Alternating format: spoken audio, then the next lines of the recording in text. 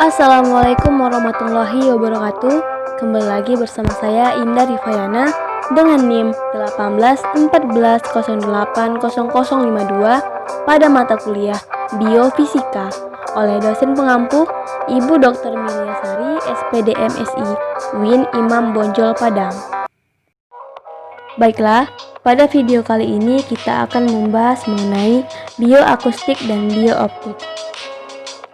Bioakustik dan biooptik. Poin pertama yaitu konsep getaran gelombang pada proses pendengaran manusia. Yang pertama, sesuatu bergetar dan menciptakan sebuah gelombang bunyi. Yang kedua, gelombang bunyi ditangkap oleh daun telinga. Yang ketiga, gelombang bunyi masuk ke dalam liang telinga. Yang keempat, gelombang bunyi menggetarkan gendang telinga dan diubah menjadi energi mekanik.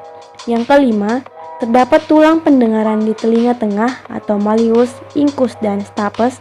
Dan yang keenam, gendang telinga menggetarkan tulang pendengaran dan meneruskannya ke telinga dalam. Yang ketujuh, gangguan pendengaran konduktif biasanya terjadi di telinga tengah ini.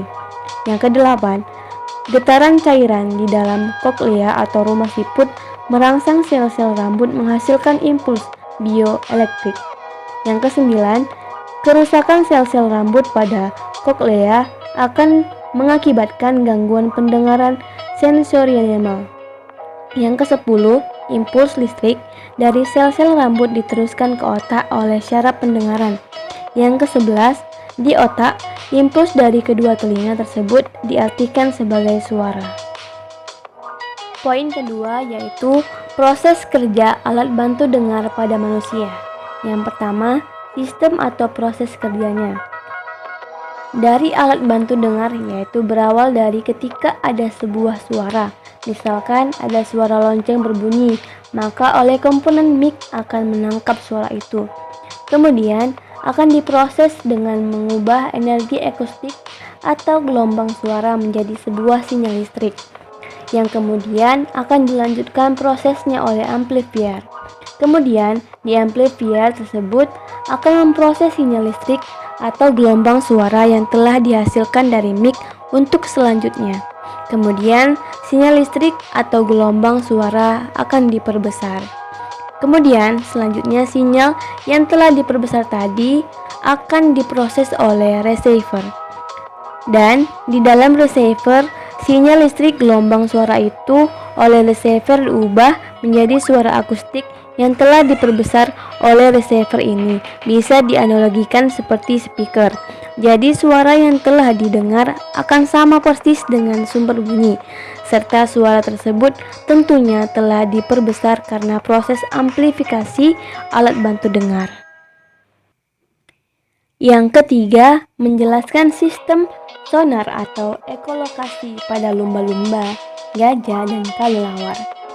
Pengertian: ekolokasi atau disebut juga biosonar adalah sonar biologi yang digunakan oleh beberapa jenis binatang. Binatang yang memiliki kemampuan ekolokasi mengeluarkan bunyi dan mendengarkan pantulan bunyi tersebut yang dipantulkan oleh objek-objek yang ada di sekitarnya. Ekolokasi pada lumba-lumba. Gelombang bunyi lumba-lumba segera memantul kembali bila membentur suatu benda. Pantulan gelombang bunyi tersebut ditangkap di bagian rahang bawahnya yang disebut jendela akustik. Dari bagian tersebut, informasi bunyi diteruskan ke telinga bagian tengah dan akhirnya ke otak untuk diterjemahkan. Pantulan bunyi dari sekelilingnya memberi informasi rinci tentang jarak benda-benda dari mereka, ukuran dan pergerakannya. Dengan cara tersebut, lumba-lumba mengetahui lokasi mangsanya. Lumba-lumba juga mampu saling berkirim pesan walaupun terpisahkan oleh jarak lebih dari 220 km. Lumba-lumba berkomunikasi untuk menemukan pasangan dan saling mengingatkan akan bahaya. Kemudian kita melihat pada ekolokasi gajah. Gajah dapat mendengar bunyi infrasonik persis di bawah pendengaran manusia hingga 16 Hz. Karena frekuensi rendah lebih jauh jangkauannya, gajah bisa berkomunikasi dalam jarak 4 km atau lebih. Kemudian, ekolokasi pada kelelawar. Dengan mengeluarkan gelombang ultrasonik pada saat ia terbang, gelombang yang dikeluarkan akan dipantulkan kembali oleh benda-benda atau binatang lain yang akan dilewatinya dan diterima oleh suatu alat yang berada di tubuh kelelawar. Poin keempat yaitu konsep cahaya dan proses melihat pada manusia. Konsep cahaya. Cahaya adalah energi berupa gelombang elektromagnetik kasat mata yang memiliki panjang gelombang 380 hingga 750 nm. Dalam dunia fisika, ini juga disebut sebagai radiasi elektromagnetik. Seperti gelombang elektromagnetik, cahaya tidak memerlukan medium untuk merambat.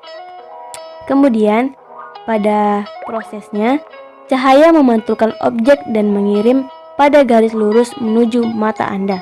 Kemudian yang kedua, cahaya melalui kornea menuju pupil dan diteruskan ke lensa mata. Yang ketiga, kornea dan lensa membelokkan atau membiaskan cahaya agar difokuskan ke retina. Keempat, fotoreseptor pada retina mengkonversi cahaya menjadi gelombang elektrik.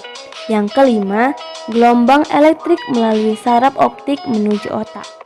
Yang keenam, otak memproses sinyal-sinyal itu menjadi sebuah bayangan atau image. Konsep mata pacet pada serangga. Mata jenis pacet pada serangga.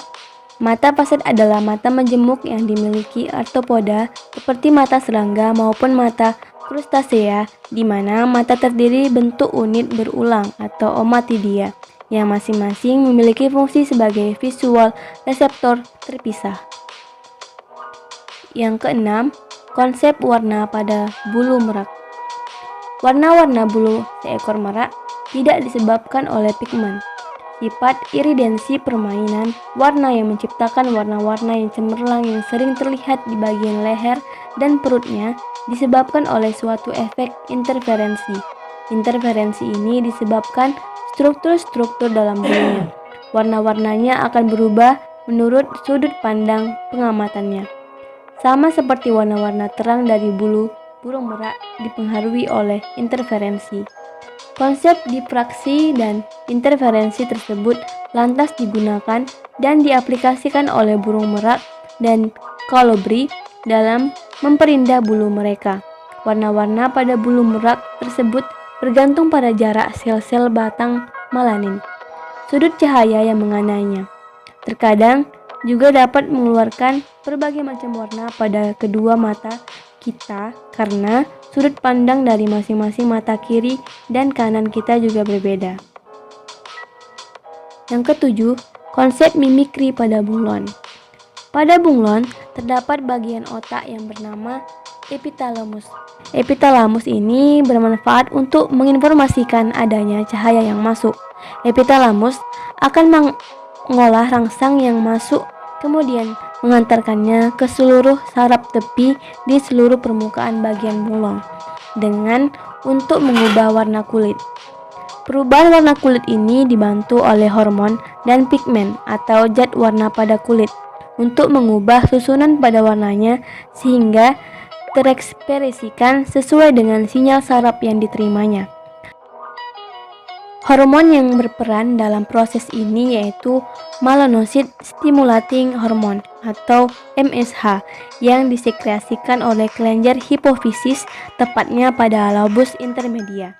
Hormon ini mempengaruhi perubahan warna kulit di mana pada reptil, amfibi, dan Pisces berkembang baik sedang pada mamalia kurang berkembang.